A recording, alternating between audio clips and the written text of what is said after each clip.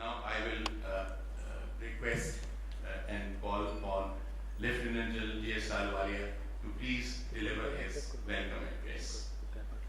General Ahluwalia.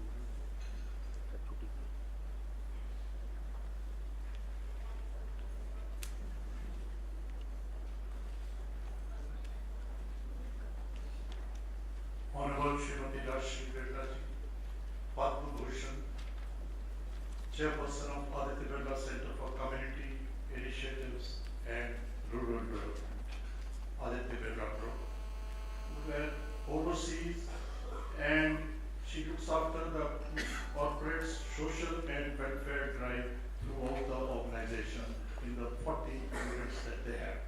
So she's been extremely kind to IOD over the years. Her blessings and her support and guidance to us has been of a great help, and we are very thankful to her to be here today as the chief guest this morning, and we will continue to welcome her whenever she can have time to spare some time. Lord Raj Lumbaji, we've been also associated, we've been meeting in London conferences, London Summit, and he's a CBE and chairman of the Rinku Group, the fashion unit where he is doing the business work. And the widows, he set up a foundation for looking after the widows. He's the one with his great effort, he has been able to convince the United Nations to have a separate Widows Day. So that is how that 23rd June has been declared as the UN's World Widow Day. And it has been a great effort put in by Lord Raj Lumbaji. We have Dr. R. Sitharaman, is of course the Group CEO of Doha Bank, Qatar, who has been with us for last nearly, I would say 15 years. I don't even remember how long back we have been together, and he has, I have seen him get so many PhDs from so many universities around the world since then, and we have been keeping in touch. He has brought Doha Bank from Qatar, not only in the Middle East, but right down to India, setting up the first branch in Bombay last year, and we are very, he's been very as far as our support or his support to us, and we are certainly going to be looking after our unit in Qatar, in Doha, and we are going to certainly plan, as he is again recommended this morning also, that we haven't had a conference, an international conference in Doha. So certainly, yes, with him being there, we should certainly have and take advantage of this. Then we have Dr. Soumitra Chakravarti.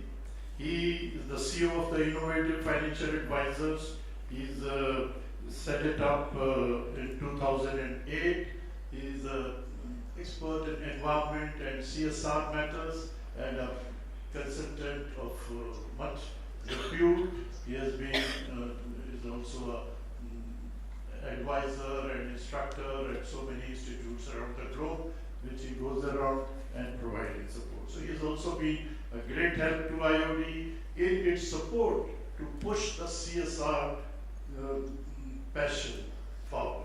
So we are greatly thankful to him for the effort and support that his organization and he personally has been giving to us for pushing the CSR effort.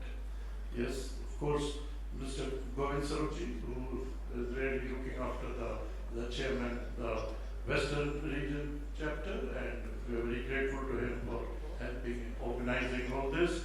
And of course, Mr. Shokapu, the Director General of Institute of Directors, who have introduced this.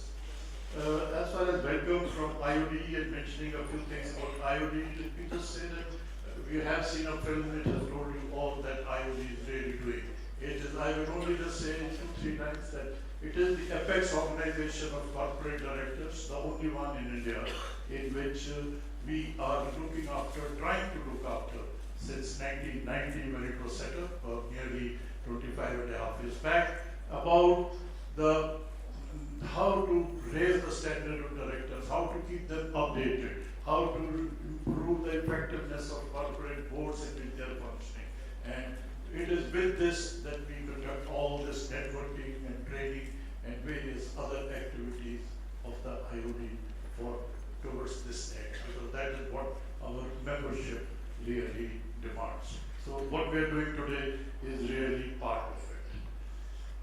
Now, a few words. We are having this conference on CSR, which we have every year. This is the 10th conference that we are having. The very first one was also in Mumbai. Of course, in between we've had a few in abroad, in Portugal, in various other places also. I would just say that we will be having it today and tomorrow. The program and other details are already with you. I will not waste any time on that. I would just say that as far as the theme is concerned, we saw that since the Companies Act 2013 came up and it became effective from 1st April 2014, and the Schedule 7 and all the other connected things, so many problems all over, people expressing all kinds of things, whether it will become chaotic, whether it will have so much limitations. They are saying what alone can be done, what will be considered CSR, and whatever people were doing will not be considered CSR, so they will have to find funds from some other sources to be able to manage it. These are the doubts that people have been raising.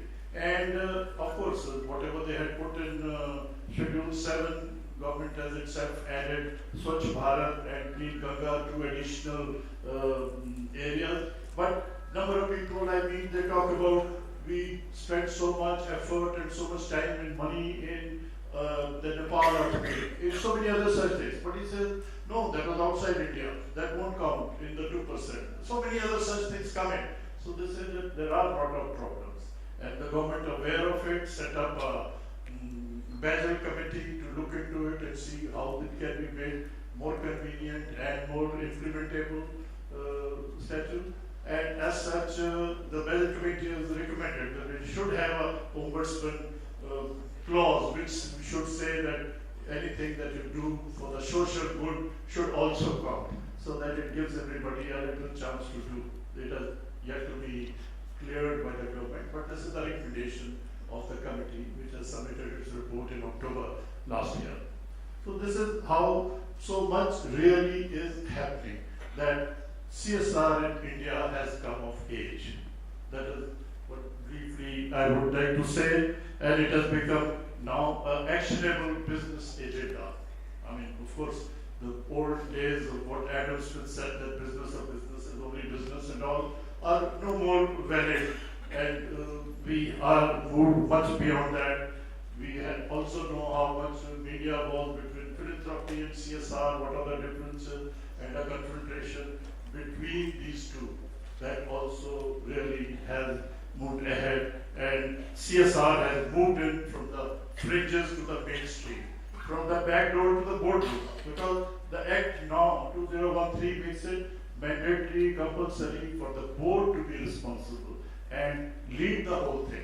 They have laid down a complete CSR framework for the corporates to follow. What will be the duties, responsibilities of the board, the CSR committee that they are required to set up, the CSR budget, and the reporting of CSR. Reporting was always there in some different ways, but they have made certain framework as to how the report will be done, about the funding, about 2%, and if you are not able to spend any time, you have to explain, comply or explain principle so that you can say what really is happening. So this is how the CSR has been moving up. It has become very important now for the directors to have a better understanding of CSR, for the stakeholders to understand what really CSR is, an environment and all these areas. So it has become much more important for our directors now to be fully aware of what all these matters, what are the problems, what are the concerns, what are the social concerns, how to bring about the social upliftment, what are the projects. Now, see, the government also under the Schedule 7 does not take one-off events. For example, if you have the half-day marathon or something in Mumbai, whatever money you spend in that will not count in CSR, because this is a one-off event. They want projects which should continue, which will have a long-term impacts and things like that. So this is how these points have been going. I would only say that corporations, are the engines of social transformation. That is what really, it cannot exist in vacuum. We have to see how these things come up. Talked about philanthropy. I remember Martin Luther King when he called that philanthropy capitalism's guilty consciousness. He said this is what really philanthropy means. That capital is a guilty conscience, and though that is why they are doing. Of course, Bill Gates persuaded over 30 billionaires to give the most part of their wealth for the public good. Warren Buffett himself gave $37 billion to Bill Gates Foundation, and that is how these things are moving. So CSR is not merely a poverty alleviation strategy. You see what the UN recently has passed as strategic development goals after the Millennium Development Goals, MDGs, the SDGs, 17 of them which are laid down with about 189 targets for them to be achieved by 2030. So a lot is expected, a lot of effort or our attention will have to be diverted to what these SDGs really require and how do they fit in our plan of action. Talk of poverty, the bottom of pyramid, BOP, now the action against these, we need a new source of innovation, a self-help groups that's been a new way to reach out to the poor, whether it is Grameen Bank in Bangladesh, we started for microfinance, whether it is the Amul or the Jaipur drugs or e-choppers by ITC or things of this nature. These are the social groups, these are the innovations as to how we can reach out to the poor and raise the standards and move on. Globalization, of course, has managed diversity and to the bridge the disparity that has been there. The old buffers of time and distance no more exist. They have virtually disappeared. And when we talk of legal and this, I have already mentioned. Let me just say that now that the first year of this Companies Act is over, we have the figures of the financial year 14-15 that has come out. Even the BSc, we have the CFO BSc here, is BSc's 6,400 rupees have been spent, 6,400 crores have been spent on CSR by the companies which are registered with them during that financial year. They expect a total of nearly 16,000 companies to be involved in this, and with a sum of nearly 20,000 crores per year to come out of this in the social arena. What efforts and what these other things are going to be required.